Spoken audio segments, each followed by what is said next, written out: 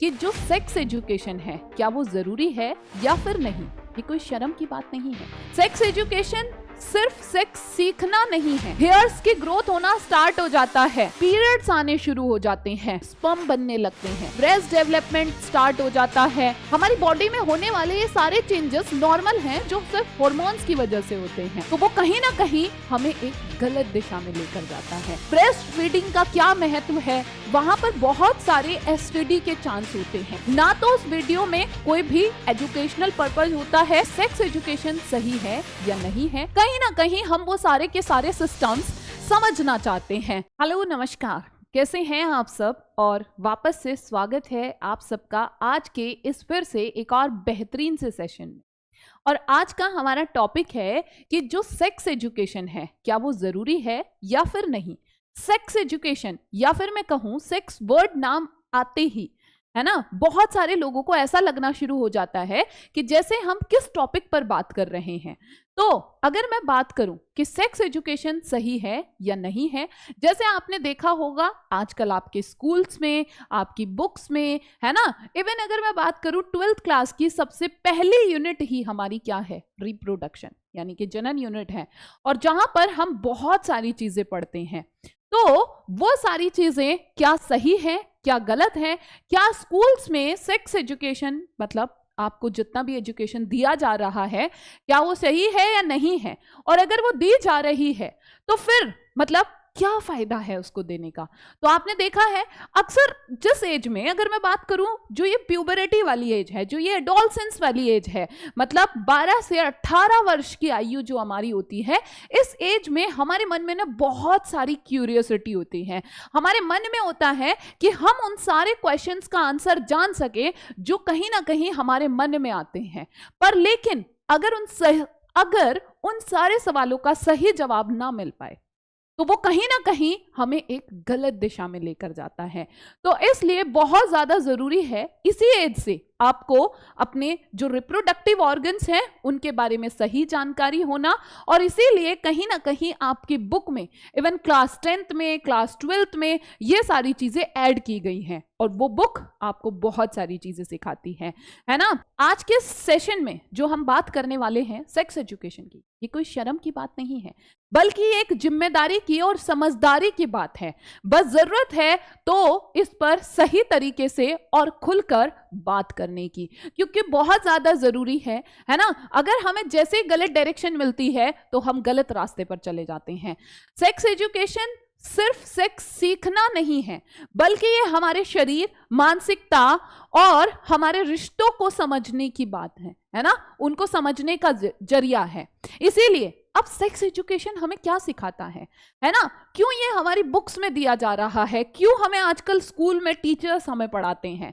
तो सबसे पहली और सबसे इंपॉर्टेंट बात, जैसे अगर मैंने अभी बताया कि 12 से 18 वर्ष की आयु ऐसी होती है जिसमें हमारे मन में ढेर सारे क्वेश्चन आते हैं और ढेर सारे हमारी बॉडी के अंदर बदलाव आते हैं, तो हमें समझ में ही नहीं आता कि वो बदलाव क्या है ना, वो चेंजेस कौन से हैं शरीर में। प्यूबरिटी के टाइम पर क्या क्या चेंजेस आते हैं लड़कों के अंदर, क्या क्या चेंजेस आते हैं लड़कियों के अंदर, ऐसा क्यों हो रहा है। सबसे पहली और सबसे इंपॉर्टेंट बात करूं मैं अगर, तो प्यूबरिटी के टाइम पर आपने देखा होगा हमारी हाइट मतलब हमारी ग्रोथ तो एक्चुअल में होती ही होती है, चाहे लड़के हो या लड़की हो, दोनों की आवाज में बदलाव आ जाता है। जहां पहले लड़कियां है ना कैसे बोलते थे भाई, पता ही नहीं कर पाते थे हम लड़का बोल रहा है कि लड़की बोल रही है, तो वहीं लड़कियों की आवाज बहुत ही पतली सी हो जाती है और लड़कों की आवाज बहुत ज्यादा भारी हो जाती है ना भाई। दोनों के ही फेस पर पिंपल्स आने लगते हैं, हेयर्स की ग्रोथ होना स्टार्ट हो जाता है। तो लड़कों की बात अगर मैं करूं तो लड़कों के फेशियल हेयर्स की ग्रोथ होना शुरू हो जाता है, मूंछ और दाढ़ी आने लगती है ना। उसके अलावा प्यारे बच्चे, सबसे इंपॉर्टेंट कैरेक्टर जो आपने देखा होगा लड़कियों के अंदर इस वाली एज से शुरू होता है मेंस्ट्रुअल साइकिल, है ना, मतलब पीरियड्स आने शुरू हो जाते हैं। लड़कों के अंदर भी स्पर्म बनने लगते हैं, लड़कियों के अंदर ब्रेस्ट डेवलपमेंट स्टार्ट हो जाता है ना, पिंपल्स आने लगते हैं, और उसके अलावा जो प्यूबिक हेयर्स होते हैं उनकी ग्रोथ स्टार्ट हो जाती है। आर्मपिट में जो है हेयर्स की ग्रोथ होनी शुरू होती है। तो जरूरी होता है इन सारे चेंजेस को समझने के लिए, क्योंकि कई बार अक्सर बच्चे इन चीजों को समझ ही नहीं पाते हैं कि उनके साथ आखिर ऐसा हो क्यों रहा है। तो कम से कम उनको एक सही डायरेक्शन मिले, है ना, कि ये सब क्या हो रहा है। हमारी बॉडी में होने वाले ये सारे चेंजेस नॉर्मल हैं, जो सिर्फ हॉर्मोन्स की वजह से होते हैं। अगर हम बात करें फिर और क्यों ज्यादा जरूरी है ना, तो बेटा सेक्स एजुकेशन में हम बहुत सारी चीजें पढ़ते हैं। क्या पढ़ते हैं हम अपने स्कूल्स की बुक्स में भी? सबसे इंपॉर्टेंट हमारे मन में ना, जैसे जो भी बॉडी के अंदर चेंजेस आ रहे हैं, है ना, मेल रिप्रोडक्टिव सिस्टम क्या है, फीमेल रिप्रोडक्टिव सिस्टम क्या है, कहीं ना कहीं हम वो सारे के सारे सिस्टम्स समझना चाहते हैं, है ना। लेकिन हमारी समझ में जब वो सिस्टम्स नहीं आते हैं, तो भाई एजुकेशन ही एकमात्र वो रास्ता है जो हेल्प करता है हमें वो सारे सिस्टम्स, वो सारे चेंजेस समझने में। कि भाई लड़कों के अंदर अगर मैं बात करूं तो कौन कौन से जो है मेल रिप्रोडक्टिव सिस्टम है, या फिर अगर मैं बात करूं फीमेल्स के अंदर कौन से वो रिप्रोडक्टिव ऑर्गन्स हैं, ठीक है। तो ये सही जानकारी होना बहुत ज्यादा जरूरी है। इसके बाद नेक्स्ट पॉइंट पर बात करूं तो प्यारे बच्चे, सेक्स एजुकेशन या फिर जो भी हमारा ऐसे जो चैप्टर्स रिप्रोडक्शन से रिलेटेड जो हमारी यूनिट दी गई है, उसका एक और मोटिव होता है। आपको पता है आजकल हमारे देश में जनसंख्या बढ़ती जा रही है। कैसे उस बढ़ते हुए जनसंख्या को रोका जाए, और जो बहुत ज्यादा जरूरी भी है ना, क्योंकि बच्चा जनसंख्या बढ़ने के कारण आप देख ही पा रहे हो बहुत सारे उसके कॉन्सिक्वेंसेस है ना। तो बढ़ती हुई जनसंख्या को रोकने के उपाय क्या क्या हैं, है ना। लड़के की सही विवाह की आयु क्या हो, लड़के की सही विवाह की आयु क्या हो, है ना। ब्रेस्ट फीडिंग का क्या महत्व है, ठीक है।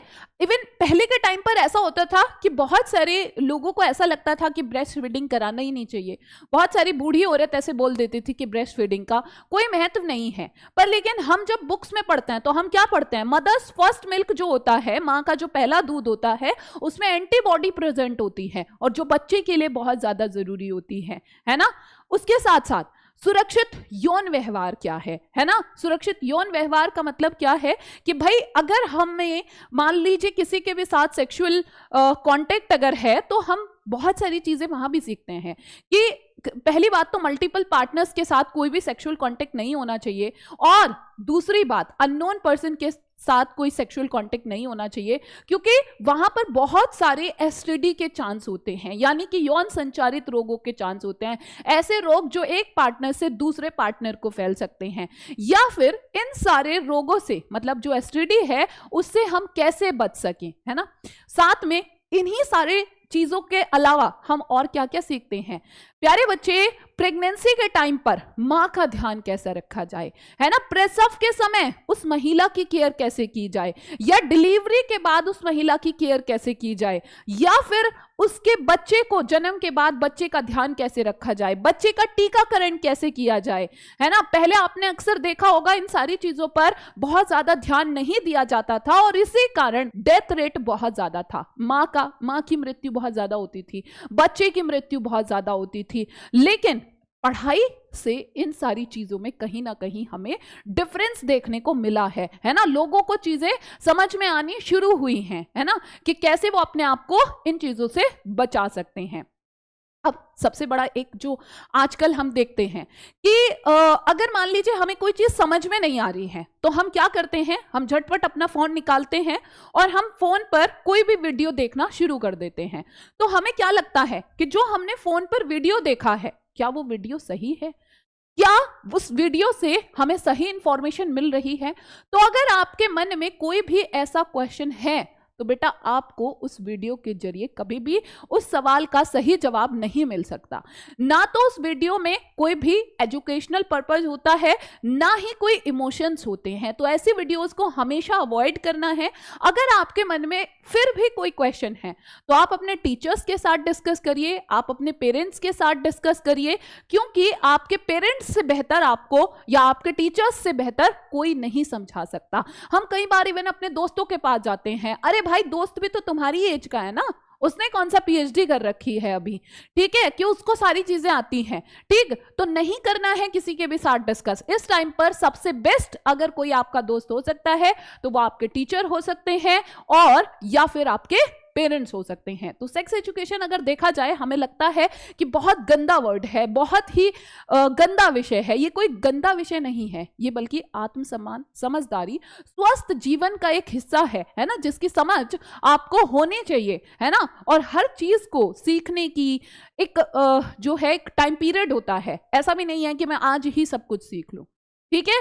तो उन्हीं सारी चीजों पर आपको काम करना है।